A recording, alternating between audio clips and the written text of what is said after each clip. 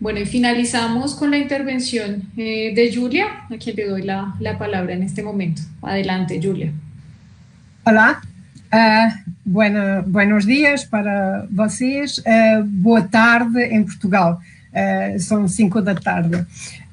A todos os companheiros e a todos os que assistem a estas jornadas. Em nome do Plano Nacional de Leitura de Portugal, eu quero agradecer o convite para participar nestas jornadas das bibliotecas públicas e das bibliotecas escolares e quero também felicitar a CERLAC por os vários encontros que nos tem proporcionado nestes últimos tempos, desta partilha, destes debates de leitura, de escrita, de literacia, pelo seu empenho, pela sua vivacidade que nos faz bem e que vai afunilando, vai fortalecendo esta rede que existe entre os profissionais dos países ibero-americanos. Aproveito também a oportunidade para vos convidar a todos a assistir no dia 29 de outubro, na próxima quinta-feira, a assistirem à Conferência Anual do Plano Nacional de Leitura de Portugal, em acesso aberto na nossa rede social, o Facebook do Plano Nacional de Leitura. O tema este ano, eu tenho comigo o cartaz do evento e este ano o tema é Presente, Futuro, Omnipresença da Leitura em Contexto de Crise. E é inspirado neste tema que eu proponho vir a refletir convosco o presente e o futuro e a reinvenção da leitura num momento de crise. Em pleno século XXI, continuávamos a discutir a volatilidade e o ritmo da revolução digital, eis quando, em março de 2020, um pouco por todo o mundo, nós fomos apanhados, surpreendidos pelos estranhos dias e pela inquietude dos tempos com um novo coronavírus, uma pandemia. E esta pandemia obrigou-nos a parar e a pensar, afetou as nossas vidas e continua a afetar as nossas vidas, a economia, a educação, a cultura, as famílias, a forma como nos relacionamos uns com os outros, a forma como trabalhamos e a leitura, a escrita e o livro não ficou ileso a este mundo de pandemia e a estes problemas. Todos nós assistimos por esse mundo fora, bibliotecas e livrarias a fechar as suas portas.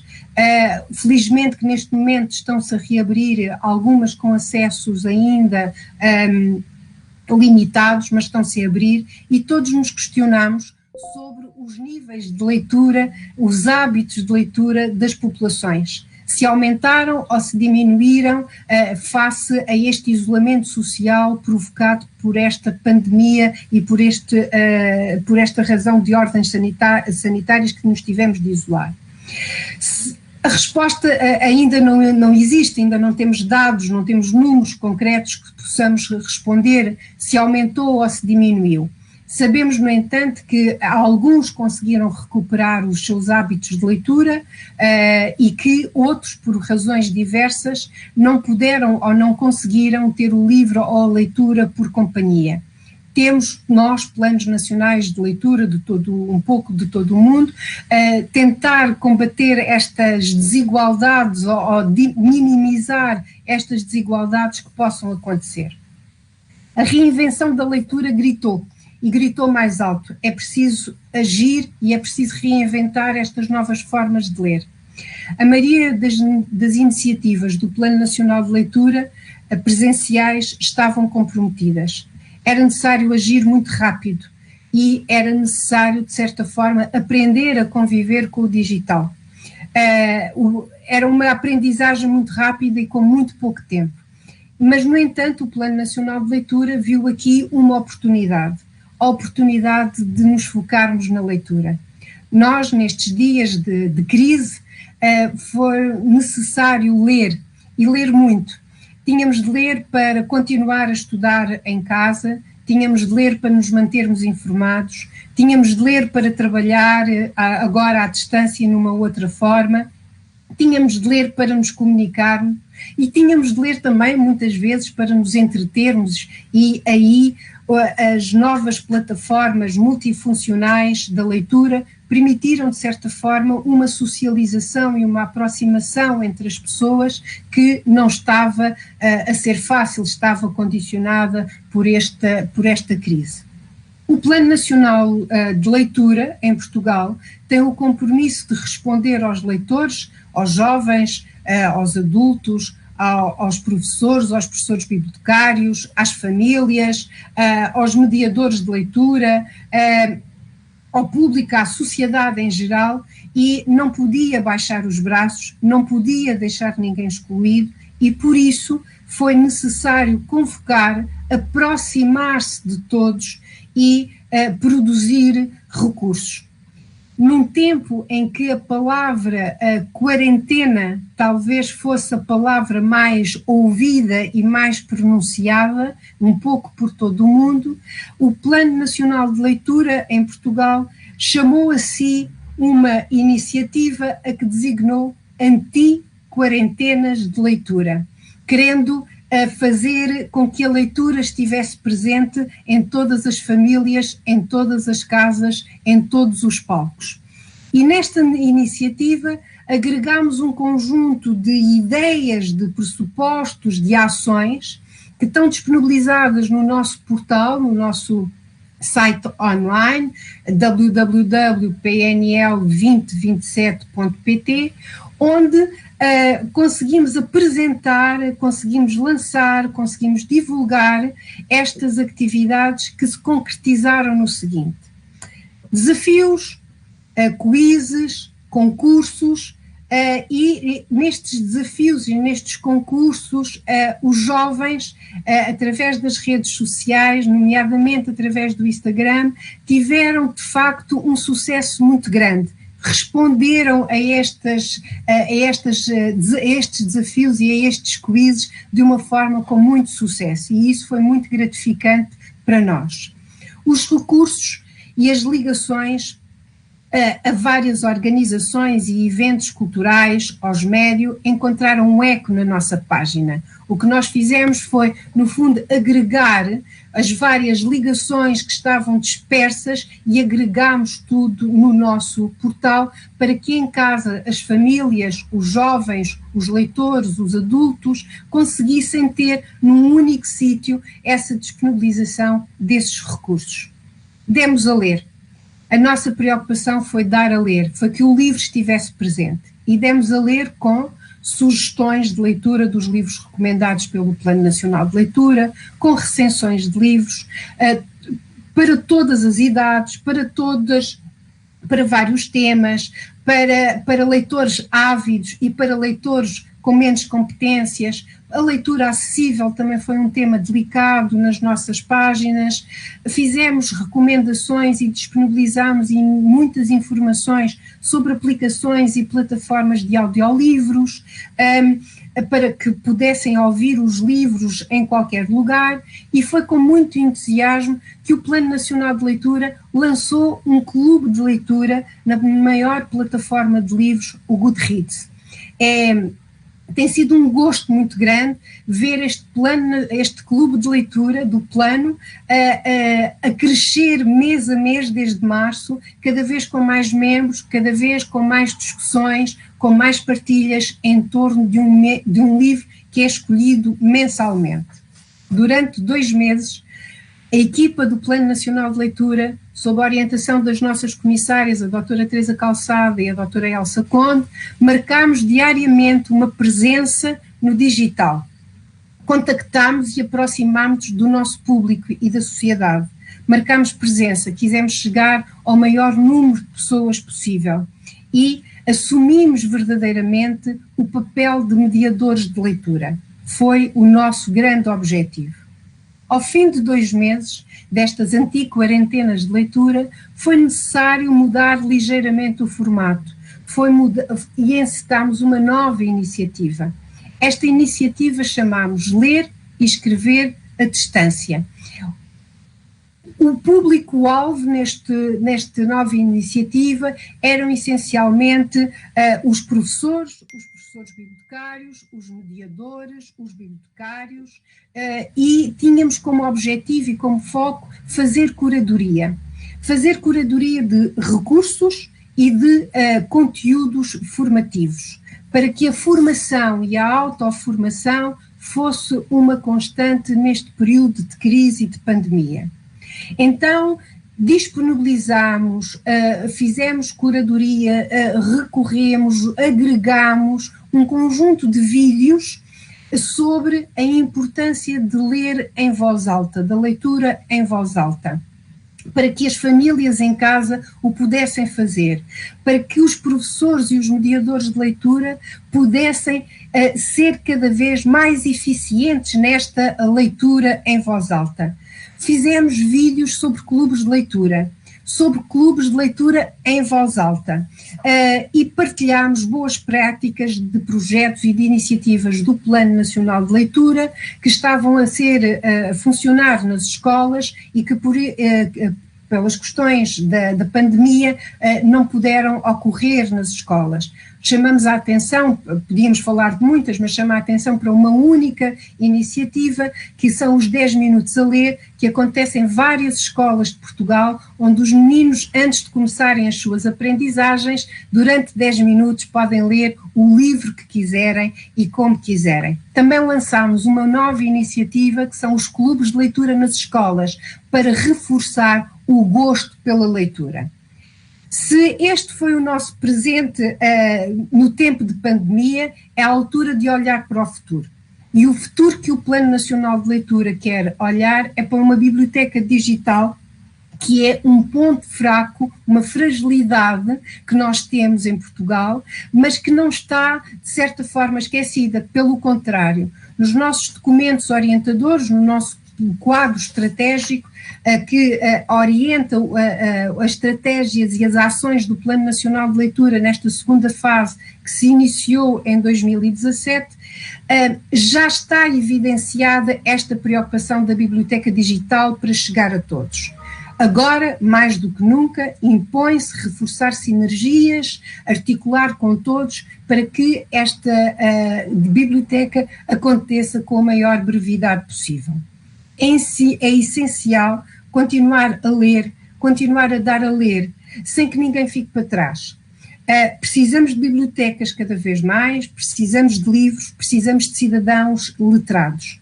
E para tal, tudo isto passa por ter ao dispor uma plataforma de recursos digitais produzidos e agregados para a formação dos nossos utilizadores como leitores do presente e do futuro. Sem dúvida que a pandemia veio acelerar esta inclusão digital nas nossas práticas e, a partir de então, obrigámo-nos a ter presente o digital em todas as nossas ações e estreitarmos as relações e articulando com outros organismos, nomeadamente com os média, com outros agentes culturais, com outras organizações, para que possamos, nomeadamente organizações ligadas à ciência, à tecnologia e às humanidades, para que possamos todos juntos construir estas bibliotecas e preparar-nos para o digital. Estou a terminar e, para terminar, só queria fazer uma pequenina alusão ao mês de outubro. Em Portugal festeja-se e celebra-se as bibliotecas escolares, um pouco por todas as bibliotecas, e neste contexto eu queria recordar um livro de Alberto Manguel, A Biblioteca à Noite, onde ele num capítulo diz num capítulo intitulado A Biblioteca como Poder, recorda as palavras de um filósofo do século XVII, Leibniz, que fala já na altura sobre o valor das bibliotecas e que nos diz o seguinte: o valor de uma biblioteca era determinado e é determinado pelo seu conteúdo e pela sua utilização, e é o que os leitores fazem com o seu conteúdo. Portanto, precisamos de continuar a trabalhar em prol do livro, da leitura e das bibliotecas. Obrigada. Muchísimas gracias, Julia. Obrigada. Bueno, quiero transmitirles a todos que tenemos muchísimos comentarios del público. Todos agradecen la manera en que cada uno de ustedes ha compartido las acciones que se han desarrollado en sus países, y esto les ha permitido ver a las personas que nos acompañan que como región, pese a nuestras diferencias, pese a las grandes brechas, tanto internas como externas a nivel regional, todos compartimos los mismos desafíos, y ha sido muy interesante para las personas que nos escuchan ver cómo en cada uno de nuestros países se han buscado alternativas para responder con diferentes propuestas a esa diversidad de necesidades y de situaciones culturales y socioeconómicas que hay en nuestros países. Por eso, muchísimas gracias. Y bueno, el tiempo nos obliga solamente a concentrarnos brevemente en una pregunta que quisiera hacerles. Julia, al comienzo de su intervención, mencionó la manera en que para el plan de lectura esta situación había sido un desafío enorme, pero también una oportunidad, justamente dada esa omnipresencia de la lectura, y cómo esto nos permitía repensar las nuevas maneras de leer y escribir. Entonces quisiera que cada uno de ustedes me contara muy brevemente, en un minuto, cuáles han sido esas oportunidades encontradas en este gran desafío que ha representado el salto hacia lo digital y hacia la utilización de diferentes plataformas, lenguajes, canales de comunicación para llegar a la diversidad de lectores. Entonces, no sé si alguno quiera comenzar o comenzamos a la inversa, tal vez, comenzando por Julia, si quieres muy brevemente responder. O grande desafio para nós em Portugal é o que eu acabei de vos partilhar, que é termos uma biblioteca digital, de modo a chegar a mais pessoas e minimizar as diferenças sociais, as diferenças que possam existir com esta crise. Esse é o nosso grande desafio. Mas também temos o desafio e temos a oportunidade de melhorar não só a literacia da leitura, mas também a literacia crítica, porque não basta ler, é importante dar a ler, mas é importante essencialmente saber ler no meio de tanta informação, saber distinguir a informação credível da menos credível. A literacia crítica é de facto uma oportunidade. Mas também é uma oportunidade, esta crise, se encararmos que a leitura passa cada vez mais a ter um papel social. Em Portugal estão a crescer o número de clubes de leitura em livrarias, nas escolas, no plano, amigos estão a fazer clubes de leitura, portanto, e essa socialização da leitura, em torno da leitura, é de facto uma oportunidade, e a leitura passa a ter aqui uma visão mais global, através das redes sociais, através das plataformas digitais, nós aproximamos-nos mais. Como vemos aqui hoje no nosso encontro, nós temos várias pessoas de vários cantos do mundo a poder partilhar connosco e a ouvir-nos as nossas ideias. Esta globalização da leitura, que aproxima o leitor aos seus professores, aos escritores, aos seus mediadores e que consegue abranger muito mais, é de facto uma oportunidade e é assim que o temos de encarar.